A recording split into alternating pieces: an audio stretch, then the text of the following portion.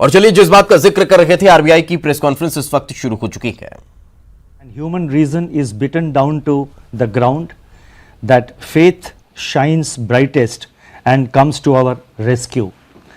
As a nation, we must have faith in India's resilience and capacity to overcome all odds. COVID-19, a virus of the size of 0.12 microns, has crippled the global economy with more than 300,000 dead and economic activity across the world stalled. Once again, central banks have to answer the call to the front line in defense of the economy. The recent release of macroeconomic data that for the first time revealed the damage wrought by COVID-19 brought forward the need for an off-cycle meeting of the Monetary Policy Committee, that is the MPC, in lieu of the earlier scheduled meeting between June 3rd to 5th, 2020. Over the last 3 days, that is 20th, 21st and 22nd, the MPC reviewed the domestic and global developments and their implications for the outlook. After extensive discussions, the MPC voted unanimously for a reduction in policy repo rate and for maintaining the accommodative stance of monetary policy as long as necessary to revive growth and to mitigate the impact of COVID-19 while ensuring that inflation remains within the target. On the quantum of reduction, the MPC voted with a 5:1 majority to reduce the policy repo rate by 40 basis points, 40 basis points from 4.4% to 4%. Consequently, the MSF rate and the bank rate now stand reduced to 4.25% and reverse repo rate stands reduced to 3.35%. Before I lay out the backdrop, the rational and expected outcomes of the MPC's decisions, I wish to thank the committee members for their valuable contribution during the deliberations. I would also like to thank my colleagues in the RBI who have been working tirelessly in RBI's fight against COVID-19. My gratitude goes out to our teams for their intellectual support, analytical work and the logistical arrangements. A special word of praise for our team of what is now about 200 officers, staff and service providers who are working unstinted 24/7 in isolation away from their families in order to keep the essential RBI services available to the nation. Once again, I wish to express our admiration for the doctors, the healthcare and medical staff, police, law enforcement agencies, functionaries and personnel of the government, the private sector, banks and other financial institutions who have risen to the occasion day after day through the pandemic to ensure continuity in provision of all essential services. Our deepest gratitude to their families too. I would now like to provide an assessment of the current macroeconomic situation, both global and domestic. By all counts, the macroeconomic and financial conditions are austere. The global economy is inexorably headed into recession. The global manufacturing PMI contracted to an 11-year low in April 2020. The global services PMI recorded its steepest decline in the history of the index. Among advanced economies that have released GDP readings for Q1 of 2020, contractions were in the range of 3.4% to 14.2%. For emerging market economies, the growth rate ranged between 2.9% and minus 6.8%. EMIs face additional pressures in the form of capital outflows and asset price volatility from the bouts of turbulence afflicting financial markets. The plunge in crude prices has dried up budgetary revenues for oil exporters. On the other hand, oil importers have been denied terms of trade gains by the crushing blow to demand delivered by the pandemic. According to the UNCTAD, the value of global trade contracted by 3% in Q1. The volume of world trade can shrink by 13 to 32% in the current year as projected by the WTO. Global financial markets have calmed after a turbulent period in March and volatility has ebbed, but markets have generally been disconnected from the developments in the real economy. Relatively unsung, global policy response by central banks and governments has been unprecedented. Let me now turn to the domestic developments. Domestic economic activity has been impacted severely by the 2 months lockdown. The top 6 industrialized states in India that account for 60% of our industrial output are largely in the red and orange zones. High frequency indicators point to a collapse in demand beginning in March 2020 across both urban and rural segments. Electricity and petroleum consumption, which are indicators of day-to-day demand, have plunged into steep declines. The double whammy in terms of losses of both demand and production has in turn taken its toll on fiscal revenues. Investment demand has virtually been halted by a decline of 36% in the production of capital goods in March, which was coincident with a contraction of 27% in imports of capital goods in March and 57.5% in April. This is also evident in a fall of 91% in finished steel consumption in April and 25% shrinkage in cement production during March. The biggest blow from COVID-19 has been to private consumption, which accounts for about 60% of the domestic demand. The production of consumer durables fell by 33% in March 2020, accompanied by a 16% decline in output of non-durables. Similar indications are reflected in surveys of the fast-moving consumer space also. In the production sectors, industrial production shrank by close to 17% in March, with manufacturing activity down by 21%. The output of core industries, which constitutes about 40% of overall industrial production, contracted by 6.5%. In conformity, the manufacturing PMI for April recorded its sharpest deterioration to 27.4, spread across all sectors. The services PMI plunged to an all-time low of 5.4% in April 2020. Amidst this encircling gloom, agriculture and allied activities have, however, provided a beacon of hope on the back of an increase of 3.7% in food grain production to a new record. A ray of hope also comes from the forecast of normal southwest monsoon by the India Meteorological Department.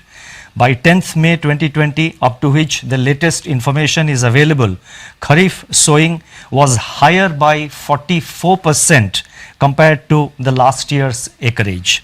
Rabi procurement is in full flow in respect of oilseeds, pulses, wheat, benefiting the bumper harvest. These developments will support farm incomes, improve the terms of trade facing the farm sector and strengthen food security for the country. Going forward, these would also have a salutary effect on food price pressures. The inflation outlook has become complicated by the release of partial information on the Consumer Price Index by National Statistics Organization, obscuring a comprehensive assessment of the price situation. From the incomplete data that have been made available, food inflation, which had eased in January, from its January 2020 peak for next 2 months, that is during February and March. Now suddenly they have reversed and surged to 8.6% in April as supply disruptions took their toll, immune to the ongoing demand compression. Prices of vegetables, pulses, oilseeds, milk and cereals emerged as pressure points.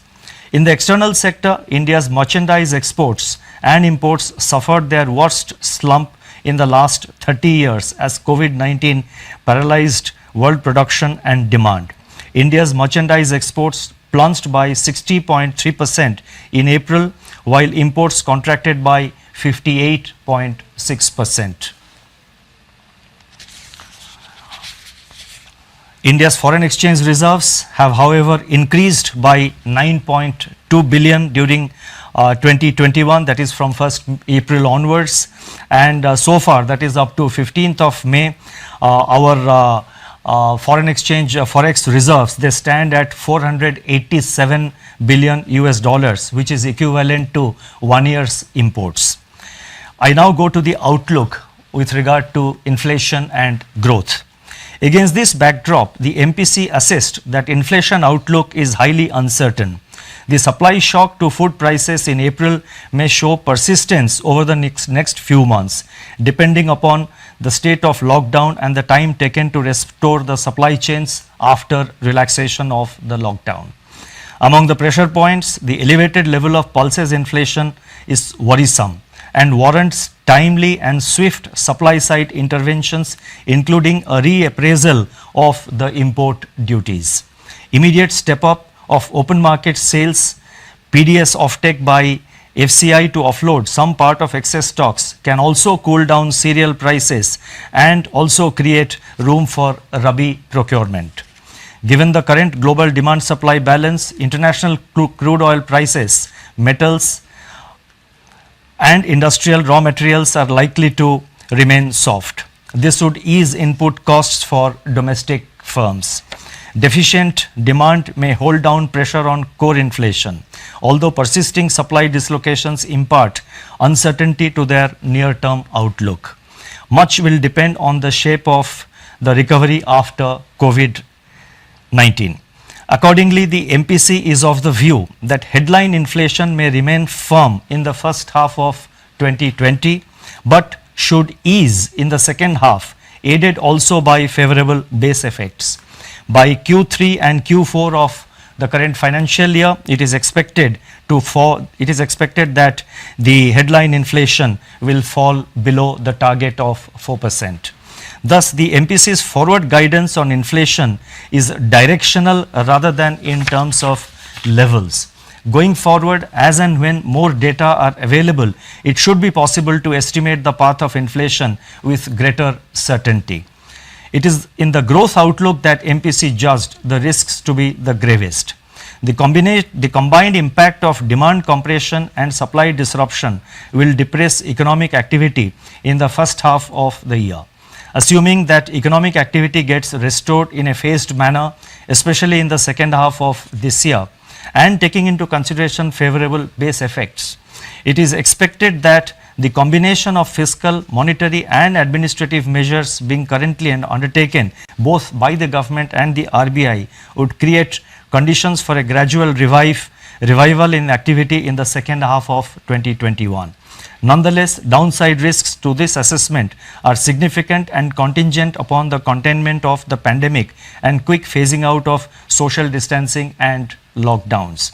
Given all these uncertainties, GDP growth in 2021 is estimated to remain in the negative territory, with some pickup in growth impulses in H2 2021 onwards. The end May 2020 release of NSO on national income should provide greater clarity, enabling more specific projections of GDP growth in terms of both magnitude and direction. Much will depend on how quickly the COVID curve flattens and begins to moderate.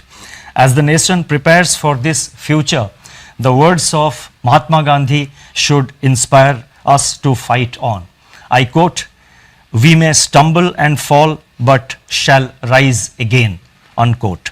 The MPC is of the view that the macroeconomic impact of the pandemic is turning out to be more severe than initially anticipated.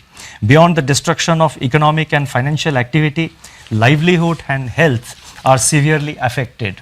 Judging that the risks to growth are acute, while the risks to inflation are likely to be short-lived, the MPC believes that it is essential now to instill confidence and ease financial conditions further. This will facilitate flow of funds at affordable rates and rekindle investment impulses. It is in this context that the MPC voted to reduce the policy repo rate by 40 basis points from 4.4 to 4%. If the inflation trajectory evolves as expected, more space will open up to address the risks to growth. Now, I now turn to some regulatory and development policy announcements.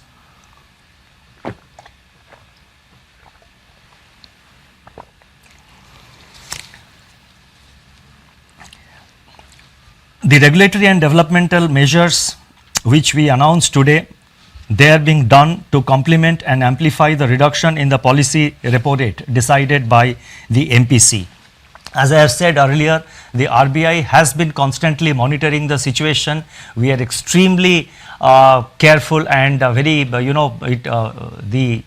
at the level of vigilance is at its highest, is at its peak in RBI.